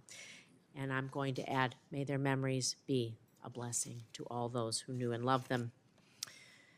But we know where these attacks are originating, Iran's hostile regime and its deadly proxies. And yet, we lack a sufficient deterrence strategy. That's why Senator Ernst and I have successfully led initiatives to mandate CENTCOM air and missile defense and maritime strategies to defend against Iran's regional aggression and protect U.S. service members. So, General Kurilla, please. While recent U.S. strikes on Iranian-aligned militias may have degraded their short-term capabilities, what is our long-term strategy to deter Iran and proxies? And for what we can say here, I'm sure we can have a classified as well. Well, thank you, Senator. I mean, deterrence is always temporary whenever you do establish it, but we need to have a whole-of-government approach in our ability to deter Iran's malign behavior. They are the epicenter of instability in the Middle East. Well, and proactively, what are we doing proactively to prevent these militias before they attempt to harm us? I think that is, deterrence is one thing, but how do we proactively stop what they're doing, try to cut them off before they can do anything? So part of that comes with the use of intelligence, surveillance, and reconnaissance assets, defensive counter-air over the top. We know that has an effect. On a classified session, I can tell you exactly how that works. But in terms of our ability to stop them, we have struck back. The last strike we did in Iraq and Syria hit 85 targets, and then we waited several days, and then we killed the commander of Kataib Hezbollah in Syria, in downtown Baghdad. He was directly responsible for conducting attacks on U.S. service members. That has had a temporal deterrent effect. Right now, there has not been an attack in over 32 days in Iraq and Syria. Well, good. I'll look forward to the classified briefing so we can hear more. And I want to also talk about CENTCOM's support for Israel, because Israel is our closest and most reliable ally in the Middle East. And in recent years, the Abraham Accords and Israel's absorption into CENTCOM have enabled unprecedented regional security cooperation between the U.S., Israel, and some of our Arab partners. At the same time, Israel faces, as we know, we're seeing it coming from Iran, mounting threats from Iran and its proxies. And General Kurilla, again, how can CENTCOM support Israel's defensive needs as they face a war with Hezbollah up north? I think you're seeing that right now in terms of the materiel support we were defining for their ability to defend themselves. And so when you think about the Abraham Accords and what that means and what we've been able to do so far. Of course, I started the Abraham Accords caucus. We've traveled to the Abraham Accords countries. How do you think that you can leverage the Abraham Accords and grow that relationship between Israel and CENTCOM? I think we do that through encouraging the relationships between those countries and Israel. Thank you. I'm going to kind of keep on this this issue here and thinking about water and food insecurity. There's a lot of things that make the region unstable, right? Terrorism, water and food insecurities. And so what are the security implications of the scarcity of water and food in CENTCOM? How might a regional, we think about the Abraham Accords, that's what some of these things are built on. How might a regional water and food security working group help CENTCOM act and reduce the security risk caused by a lack of good, clean water and food? Water and food insecurity drive migration, which drives instability. I think a working group could identify where the greatest need is when we work with our USAID partners and others to be able to provide that aid to there. Thank you. I appreciate that. I think there's a lot to do with soft power, like food and water insecurity, intelligence, and other things that we do. I look forward to having both of you come in a classified setting so we can ask some more detailed questions. Thank you, ma'am. Thank you, Mr. Chair. Thank you, Senator Rosen. Senator Schmidt, please. Thank you, Mr. Chairman. During the first few weeks in office, the Biden administration ended the sale of offensive arms to Saudi Arabia and focused on achieving a ceasefire in Yemen. They also reversed the previous administration, the Trump administration's designation of the Houthis as a terrorist organization. To what extent do either one of you believe that the Houthis exploited that ceasefire to increase their missile arsenal and other capabilities? I'm certain that Iran exploited that and continued to provide funds and equipment to the Houthis. Would you agree with that? Yes, Senator. Okay. if the administration had continued to sell Saudi Arabia offensive weapons, do you think that the Houthis would be stronger or weaker now? I think Saudi Arabia would be stronger right now. And in effect, do you think that that would have weakened the Houthis? Are you talking if they did not stop them, Senator? Yeah, if we didn't stop the sale, if Saudi Arabia continued to have offensive weapons, that we stopped selling them, and then we lifted the terrorist designation from the Houthis, do you think the Houthis would be stronger or weaker today? I mean, I think that's a hypothetical without knowing exactly how they were going to implement. Okay. Was this a mistake? Right now, 15% of the world's commerce is being disrupted by the Houthis. And I don't pretend to know all the considerations that the Biden administration put into this decision to do those two things, which was to not sell arms to Saudi Arabia and also lift the terrorist designation, but it hasn't worked out. They've been emboldened. What is it that you think, General, we should do right now this can't go on. This terrorist organization cannot hold 15% of the world's commerce hostage. What is it that you suggest that we do? I think we need a whole of government and an international approach to this. We have Maybe like sanctions, maybe like selling arms to Saudi Arabia. Would those two things be included in your whole of government approach? I think that would be something for the State Department and the Department of Justice and Treasury. I can talk about the military aspects of this, and what we do need, though, is the international community, just like we did for counter-piracy, to stop the flow of Iranian arms, but there must be a cost imposition on Iran for what they are providing. I agree with you on that, and you would agree that there is no cost right now on Iran for any of this, correct? There is some, but not enough. Right. Like enforcing sanctions as relates to them selling oil would be one of them, a whole of government approach, right? Well, I think sanctions have to be international. Just one unit, their oil is sanctioned. All the oil they are selling to China right now, 90% of Iranian oil that goes to China, China buys 90% of Iran's oil. That is all sanctioned oil. Yep. And I guess I have limited time, so I want to sort of turn the attention to Israel for a second. What more can be done, or what can be done to bring our hostages home? It's sort of, this gets lost, I think, a lot in the news cycle, but there are Americans there. What can we do what more can be done to bring them home? I mean, our hope is that all of them will become home, and in a classified session, I can give you a little more details of what is being done. Okay. Thank you, Mr. Chairman. Thank you very much, Senator Schmidt. Senator Budd, please. Thank you, Mr. Chairman. Generals, thank you for being here today. General Kurilla, as you know, the United States must take a firm stance against Iran and its proxies. This is essential to get Iran to back down and stop its barbaric and destabilizing activities in the Middle East. But how we achieve that goal, it's important as achieving it in the first place. Europe and the Middle East are at war. The Indo-Pacific looks like it may not be far behind. So if we're going to avoid a war in the Indo-Pacific, then we must defend U.S. interests in other theaters without using up capabilities that are needed to deter China. So we know that long-range missiles like Tomahawks will be needed to deter or defeat Chinese aggression. Other things like air and missile defenses will be equally vital. We also know that based on DoD and CENTCOM's public statements, that CENTCOM is using significant numbers of all these capabilities in its ongoing operations. So, General, are you concerned that CENTCOM's use of these capabilities, such as critical munitions, air and defense missiles, and the like, is coming at the expense of America's ability to deter China? I know not in your AOR, but the materials you use may be of concern. I'm concerned with defending our soldiers, sailor, airmen, and Marines and Coast Guardsmen out there right now. What I would encourage is that our defense industrial base ramps up production of these systems. I would like cheaper systems that we can use that are just as effective, things like directed energy and other systems that can bring down but there's only one thing that can bring down a ballistic missile right now from a ship, and that's an SM-6 missile. Thanks for that.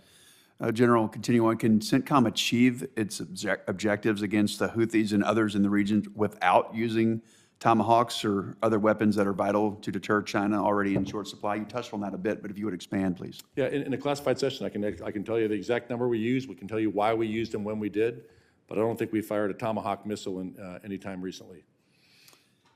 Has OSD or the Joint Staff directed CENTCOM to stop or reduce the use of weapons required for China contingency in CENTCOM's ongoing operations against the Houthis? or They have not. targets? Can you provide this committee with a full list of munitions? I think you may have mentioned that in the confidential setting, that CENTCOM has used during operations in the aftermath of the October 7th attack. Would you be willing to share that with us? In the I'll classified provide setting? that through the department. Yeah, thank you. General Langley, I'm very proud of the North Carolina National Guard State Partnership Program. As you mentioned in your written testimony, the North Carolina National Guard recently expanded this program in AFRICOM to include both the Republic of Malawi and the Republic of Zambia, in addition to its current partnership on the African continent with the Republic of Botswana. Can you please provide an update on the state partnership program in AFRICOM, particularly on the new partnership with Malawi and Zambia? Yes, Senator. This was just talking to General Hokanson, especially at the anniversary last summer. We see that outsized effects of the institution of state partnership programs. I wish we had more, because in competing with our competitors of Russian Federation and the People's Republic of China, they have nothing to match that. So these are the assurance actions that really solidifies us as a partner of choice. Other countries see this and they ask when are they going to get their country partnership. So this vastly outweighs some of their rhetoric, and when I say there, I'm talking about the competitors, of how they're trying to replicate what we're trying to do, because we already know that within Africa, the Russian Federation wants to establish a ground game that resembles a state partnership program, but it doesn't have the values and doesn't have the democratic values of what we bring, that is the intrinsic values for stability, security and prosperity with our African partners. Thank you, General. So how do short-term continuing resolution CRs, how do they impact the execution of the state partnership program? They participate in building resiliency and getting on the continent and partnering with them. So there's no new starts. So if they're going to be part of a exercise such as like African Lion, I'm not sure if the Utah National Guard can actually come this year, because that's on this next budget's money that hasn't been appropriated yet. Thank you both, Chairman. Thank you, Senator Budd, and thank you, gentlemen, for your excellent testimony. For the benefit of my colleagues, there is a vote on the floor now. We'll go to that vote. We'll reconvene in SV 217 at 2:15, which will allow people to stop along the way. Is that, excuse me? 12:15, I'm sorry. I was going to give you a long break. You need it after this session. But we will recess until 12:15 in SVC 217. Thank you, gentlemen.